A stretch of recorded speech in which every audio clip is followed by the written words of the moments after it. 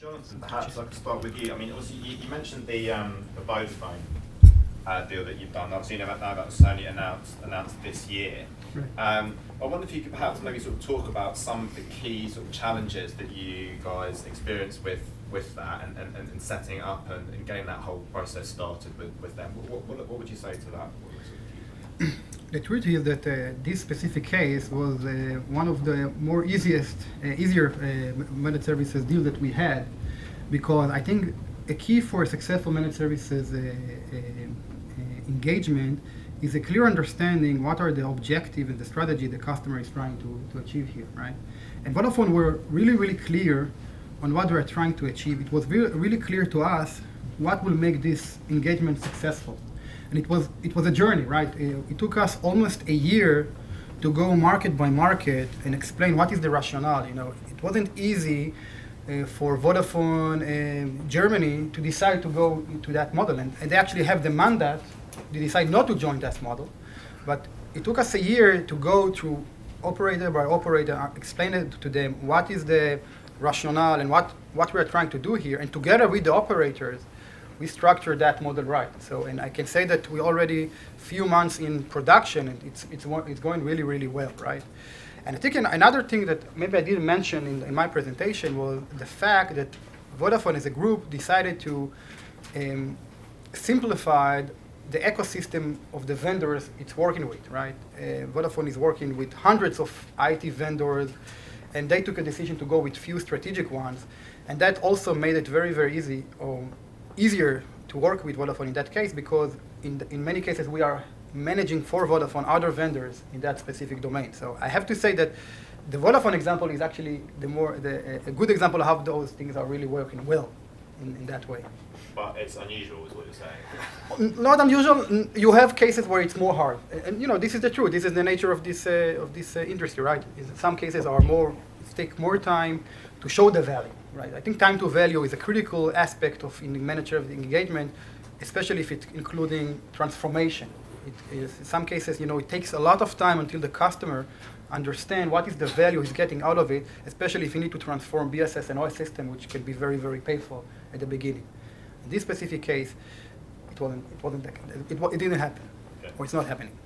Matt, I want to come to you because you also brought up the enterprise market as an area which we didn't really kind of focus on in particular, but certainly in our research, if you've got the magazines, you can see that one of the questions that we asked our readers was where is your expenditure going in terms of the market? Is it going into retail, the enterprise, a mixture of the two? There was a huge amount, I can't remember the exact figure, but the enterprise market was a real kind of area of focus. Given what you've done there, I mean, what difference, if any, do you see between the enterprise market in terms of the managed services and how you set that up with the operator? How do they compare with the consumer side? Are there any kind of things you can put up there?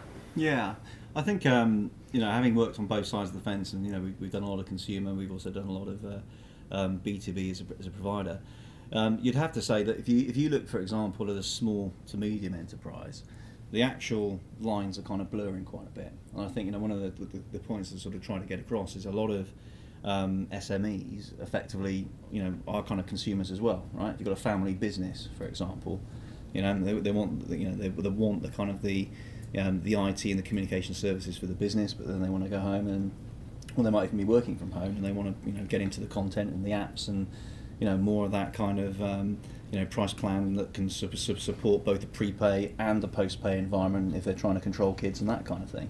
So that's kind of complex. So first point, the two areas are starting to converge. If you're looking at B2B specifically, yes, it is more complex. You're dealing with a more complex hierarchy in terms of how an organisation wants to control its communication services from a global level, then down into a regional level, enterprise operations departments, wanting different flavours of services, usage rights and policies, all of those kind of things. Okay, so there's a lot more complexity to be able to manage there as well.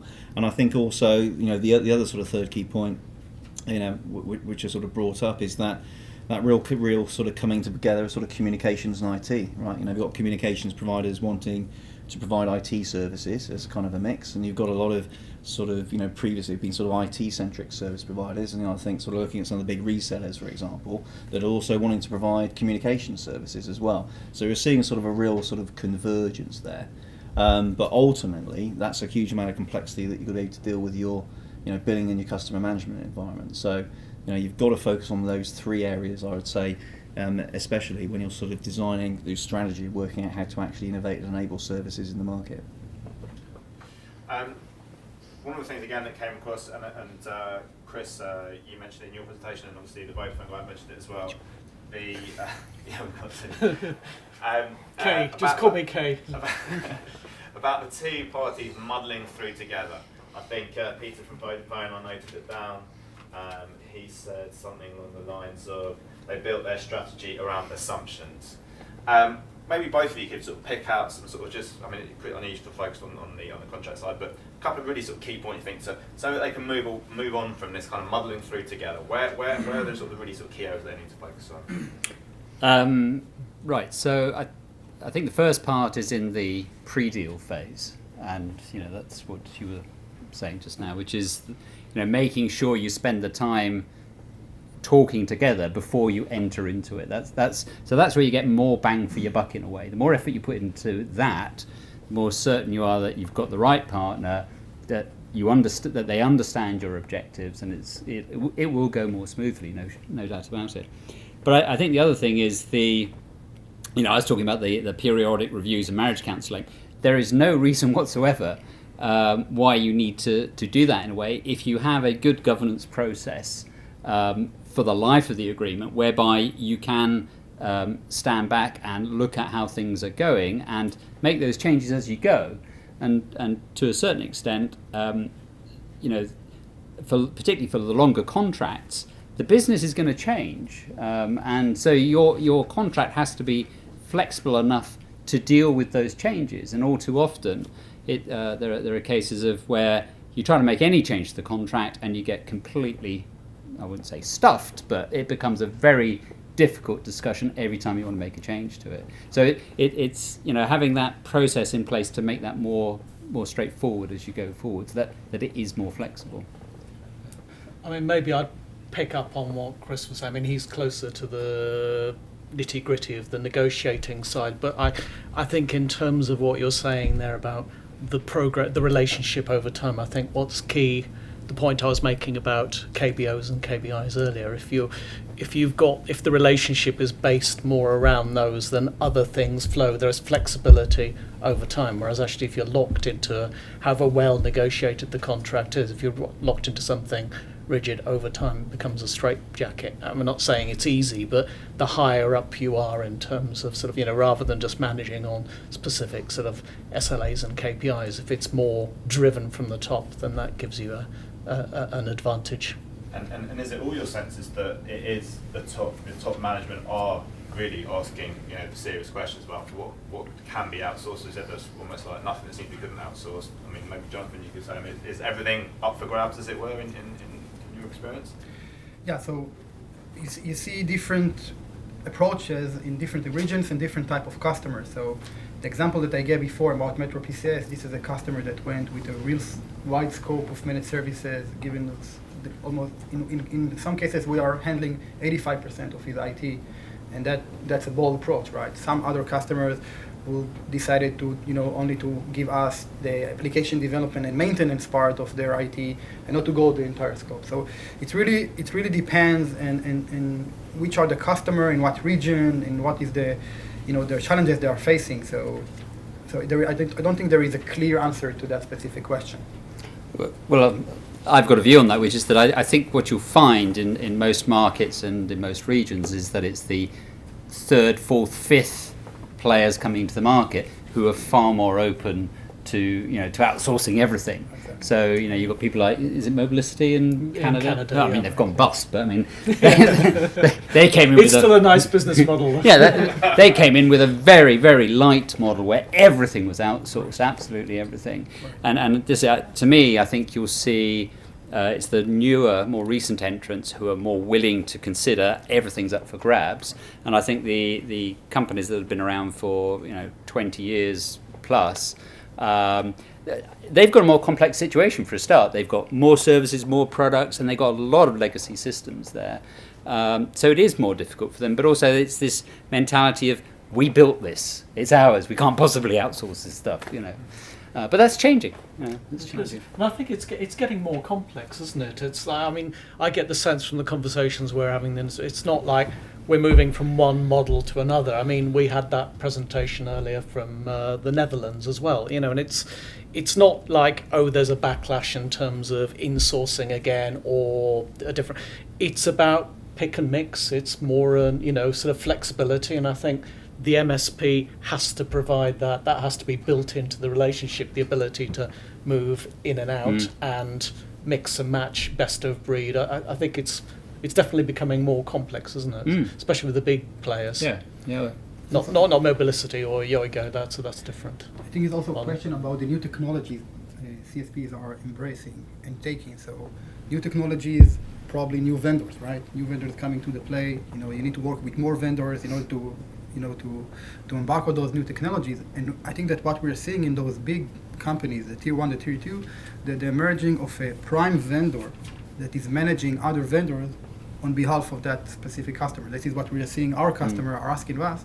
So you handle those vendors, you make sure that they are bringing the right technology, meeting the SLAs and the KPIs. I want to look at you as the responsible that everything will work in the specific domain that you are responsible for. And One throat to choke. We prefer one kiss to chin.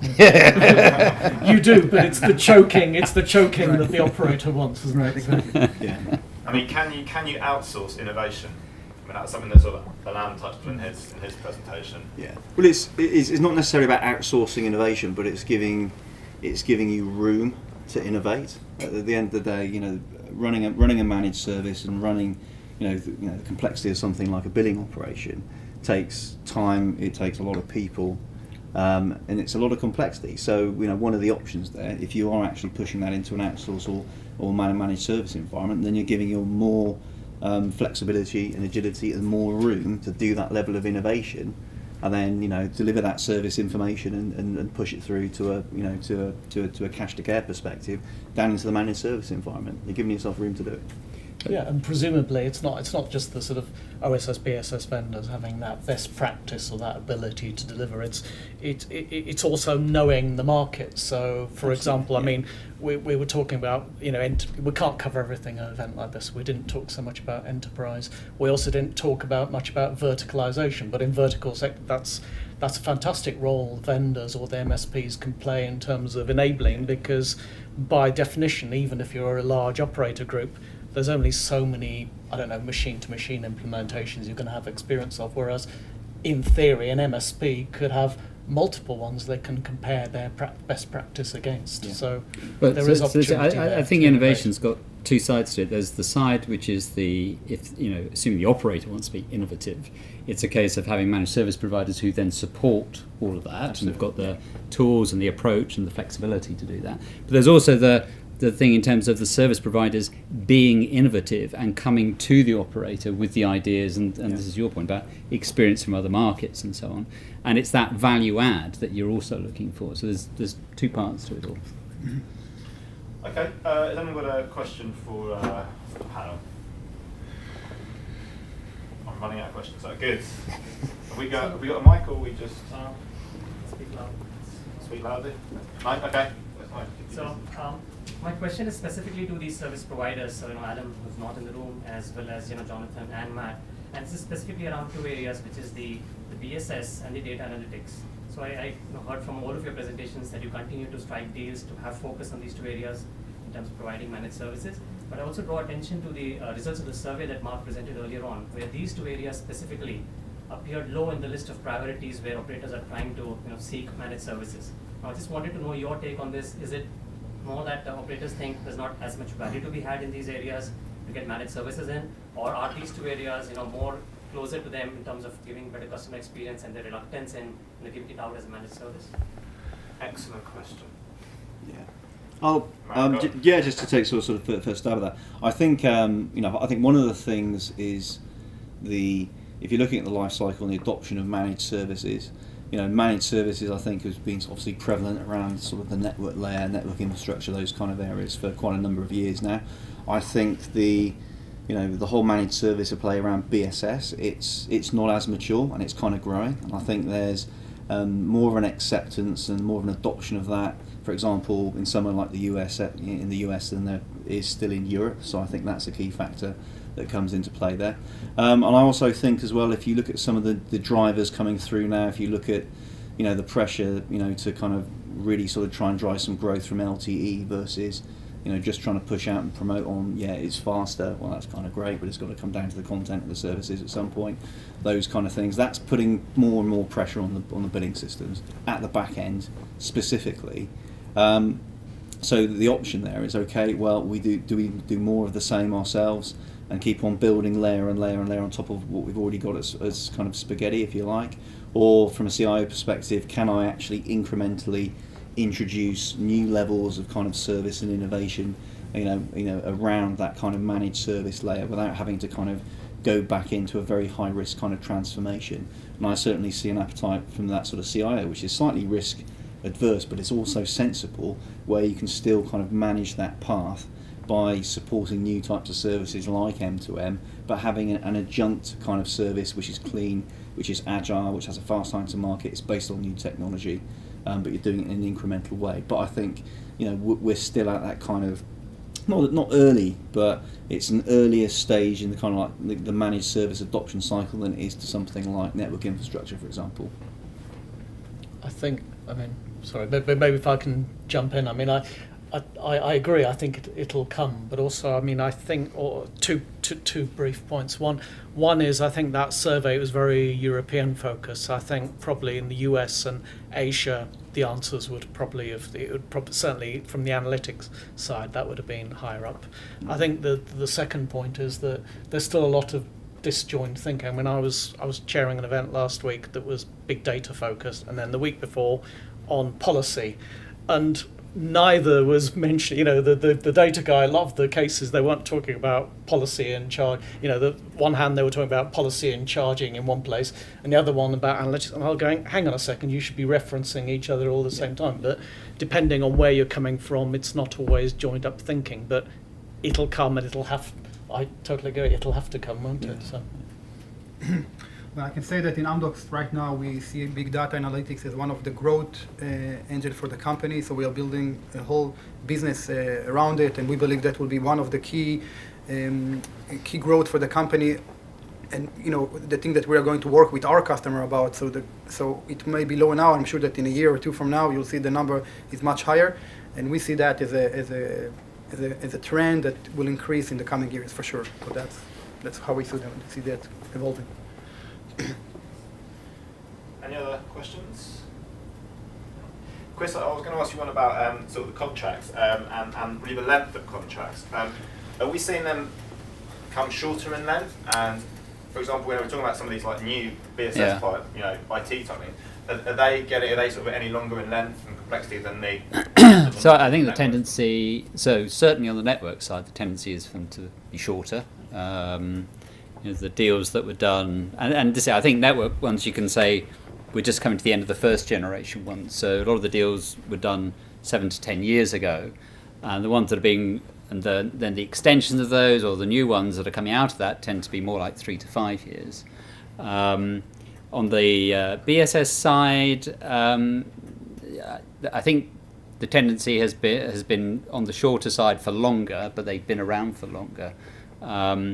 I think it comes down to, in effect, the scope that you're looking at and how difficult it is to transition it in the first place and to transition it out afterwards. So you can't, there's no point having a short contract if you spend the first year transitioning and you're going to spend the next 18 months after that transforming. Well, you need to have some run at it afterwards. So it really depends on the scope of what you're talking about as well. But definitely, tendency has been to be getting shorter. Okay, final chance before we wrap up. Mike? Just a positional observation, really, just sharing life experiences of operational. I guess it's a question to Kay, C, and the Sunshine Band. You've been thinking. You've been thinking about that one, haven't you? He actually hasn't got a question, he's already said that. The question's better than the answer, maybe, isn't it? But I was discussing earlier with in the coffee break, with John, that voice data is falling and the end-to-end traffic is rising. We're currently measuring things in gigabytes and petabytes. It's only going to be by 2020 we're talking in zettabytes. That's a huge volume of data, and are the networks really ready for it? Now I know today's event isn't structured around that, but I don't know that the network providers are going to cope too well with that growth and development. And by definition of more end-to-end traffic, I can see that falling into two categories. One, end-to-end being very, very heavy data users at one end of the scale, and at the lower end of the scale, end-to-end being really quite tiny, almost just K's traffic, because it's for positioning or similar reporting techniques, which is very fast, very efficient, and a bit chatty, but nonetheless it doesn't drive real numbers. And the voice bit's going to be somehow squashed in between the two. So that's my kind of where we are today, the vision of where we're going to be. Just run it up and down in the Sunshine Band and see if anyone has any views on it. So you can start, because I've just come from doing a conference in Nairobi on Tuesday, which was titled and my presentation was titled "The Data Tsunami," and the very point of that was about firstly, what do operators have to do? And I think the point I was trying to make there was that the CTOs do know what to do. There's a set of tasks they need to go through. They can, refarm spectrum. They can add new cells, add additional put fibre out to base station. So there's a whole list of things they know what they need to do.